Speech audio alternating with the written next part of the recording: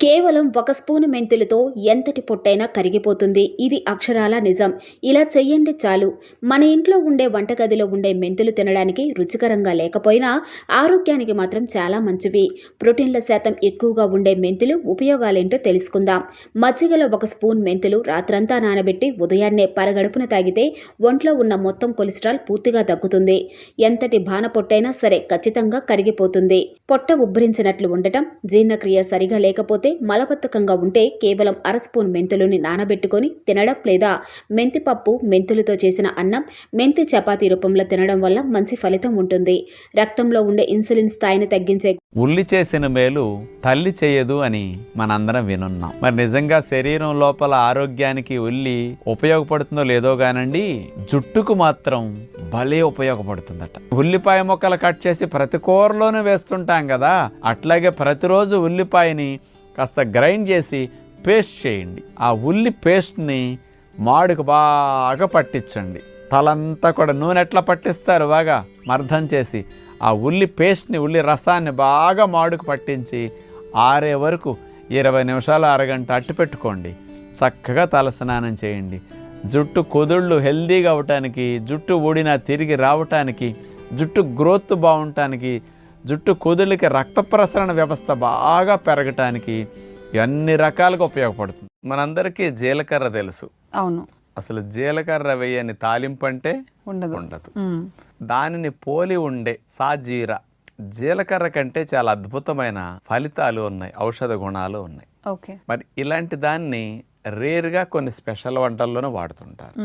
వచ్చేది వేసవి కాలం కాబట్టి వాటర్ మిలాన్ ఎక్కువగా తింటాం. దానివల్ల వచ్చే 3 లాభాలు చూద్దాం. వాటర్ మిలాన్లో 92% నీరు ఉంటుంది కాబట్టి మన శరీరం డీహైడ్రేట్ కాకుండా చేస్తుంది. దీంట్లో ఉండే విటమిన్ ఏ, విటమిన్ బి, ఇంకా విటమిన్ సి మన కళ్ళకు, చర్మానికి చాలా మంచిది. ఇందులో యాంటీ ఆక్సిడెంట్స్ ఎక్కువగా ఉంటాయి. ఇవి కొలెస్ట్రాల్ని తగ్గిస్తాయి.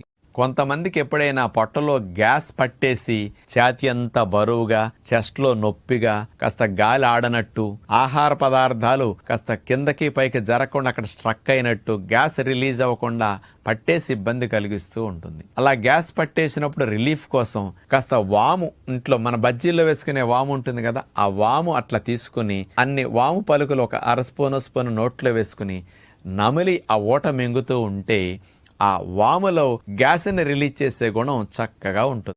వేరుశనగ పప్పులు, పల్లీలు అనేవి అతి బలమైన ఆహారాలు. 100 గ్రాముల వేరుశనగ పప్పుల్లో మనకి 567 క్యాలరీల శక్తి లభిస్తుంది. ఇందులో 25 గ్రాముల ప్రోటీన్ ఉంటుంది. కాబట్టి వేరుశనగ పప్పులు ఆయిల్ ఇస్తాయి. అలా డైరెక్ట్గా తింటే వెగటగా ఉంటుంది.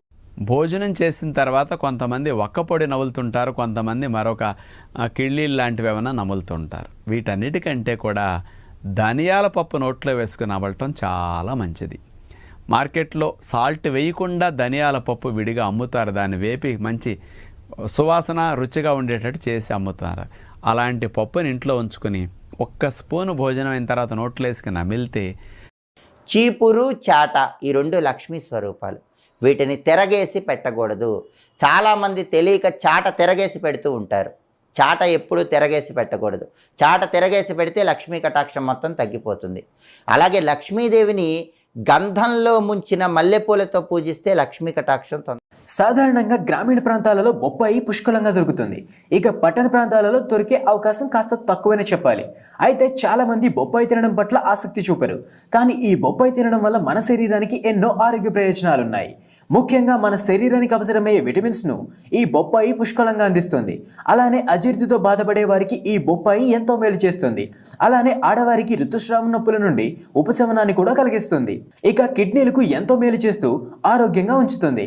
అలానే మైగ్రేన్ తలనొప్పితో బాధపడే వారికి అత్యంత ఉపయోగకరంగా పనిచేస్తుంది. బొప్పాయిలో పెద్ద మొత్తంలో ఫైబర్ ఉంటుంది. బరువు తగ్గాలనుకునే వారికి బొప్పాయి కీలకంగా